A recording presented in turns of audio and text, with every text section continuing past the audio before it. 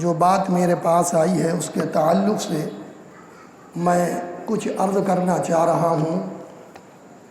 یہ بہت توجہ کے ساتھ آپ کو سماعت کرنا ہے اور اپنے دل اور دماغ میں اس بات کو جو میں کہنے جا رہا ہوں بٹھا لینا ہے۔ سب سے پہلے ہم ایک حدیث کی طرف چلیں گے، کیوں اس حدیث ہی سے آپ کی سمجھ میں پوری بات آئے گی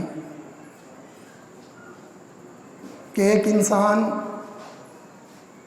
جو بزرگان دین کا بہت بڑا گستاخ ہوتا چلا جا رہا ہے اور وہ یہ سمجھ رہا ہے کہ دین اسلام اور قرآن اور حدیث صرف میری ہی سمجھ میں آیا ہے اور باقی تابعین سے لے کر اب تک جتنے اولیاء اکرام ائمہ تابعین گزرے ہیں ان کی سمجھ میں نہیں آیا، میری سمجھ میں آیا ہے۔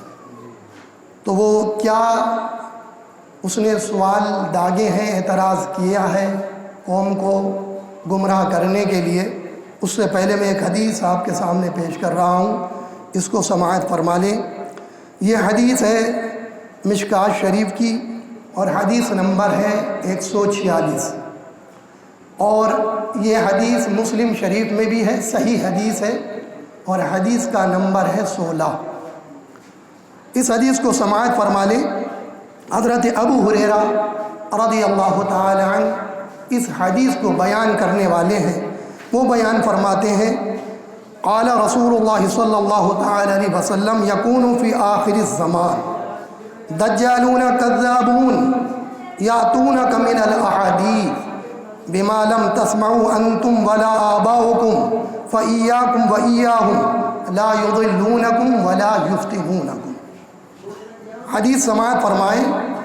حضور نبی کریم صلی اللہ تعالی علیہ وسلم نے ارشاد فرمایا آخر زمانے میں ایسے جھوٹے دجال ہوں گے جو تمہارے سامنے ایسی حدیثیں لائیں گے۔ یہ حضور فرما رہے ہیں 1400 سال پہلے حضور کا ارشاد ہے کہ وہ تمہارے سامنے ایسی حدیثیں بیان کریں گے، لے کر آئیں گے جو تم نے کبھی نہ سنی ہوں گی، جو تم نے کبھی نہ سنی ہوں گی۔ اور حضور اس پر آگے فرماتے تم نے نہیں، تمہارے باپ داداؤں نے بھی نہ سنی ہوں گی۔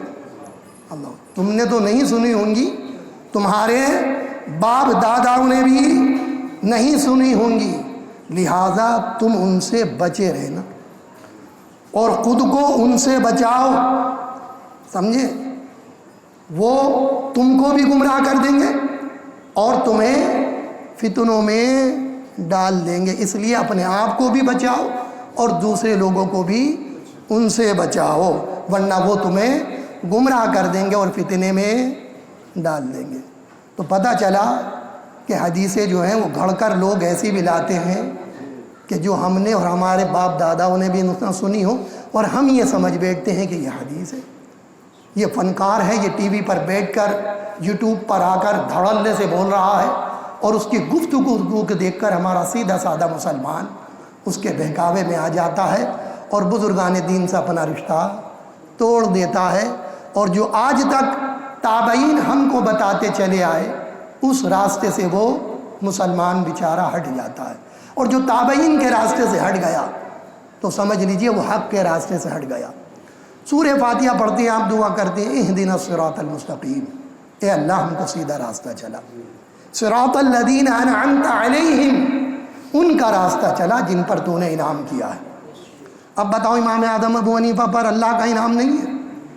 امام شافعی پر، امام مالک، امام احمد بن حنبل پر اللہ کا انعام نہیں ہے؟ خواجہ غریب نواز معین الدین چشتی رحمۃ اللہ تعالی علیہ پر اللہ کا انعام نہیں ہے؟ شہنشاہ امروہہ جن کی آج بھی کرامت موجود ہے کہ بچھو ان کے حد میں نہ کاٹے، اور وہ جو دھڑلے سے حدیثیں بیان کر رہا ہے، میں کہوں ذرا 54 بیگھے سے باہر لے کر بچھو لے کر تو دیکھ، کاٹے گا یا نہیں کاٹے گا؟ ان پر اللہ کا انعام نہیں ہے۔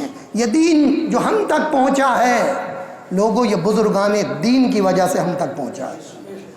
آج جو اسلام ہندوستان کے اندر پھیلا ہے، خدا کی قسم یہ بزرگان دین کی وجہ، خواجہ معین الدین چشتی رحمۃ اللہ تعالی علیہ کی وجہ ہے، سمجھے نہیں؟ تو ہمیں بزرگان دین نے جو راستہ بتایا ہے تو وہ راستہ کوئی انہوں نے اپنے پاس سے نہیں بتا دیا، انہوں نے کوئی بھی باتیں اپنی طرف سے نہیں لائے، بلکہ جو حضور نے صحابہ کو بتائیں اور صحابہ نے تابعین کو بتائیں، تابعین سے اولیاء اکرام لے کر مسلمانوں تک، غیر مسلموں تک پہنچے ہیں، تب یہ دین انہوں نے پھیلایا ہے۔ کسی بھی ولی نے شریعت میں مداخلت نہیں کی ہے، کسی بھی ولی نے اپنی طرف سے اسلام نہیں بنایا ہے، بلکہ جو حضور اسلام لے کر آئے، جس اسلام کے بارے میں نبی نے بتایا، وہی اسلام ہمارے اولیاء اکرام نے ہمیں بتایا ہے۔ تو یہ ذہن سے دور کر دیں مسلمان، کسی کے بہکاوے میں نہ آئے کہ ان اولیاء اکرام نے کوئی نیا دین ہمیں لا کر دیا ہے یا اسلام میں اپنے پاس سے کچھ باتیں بڑھا کر ہمیں بتائی ہیں۔ ہرگز ہرگز ایسا نہیں۔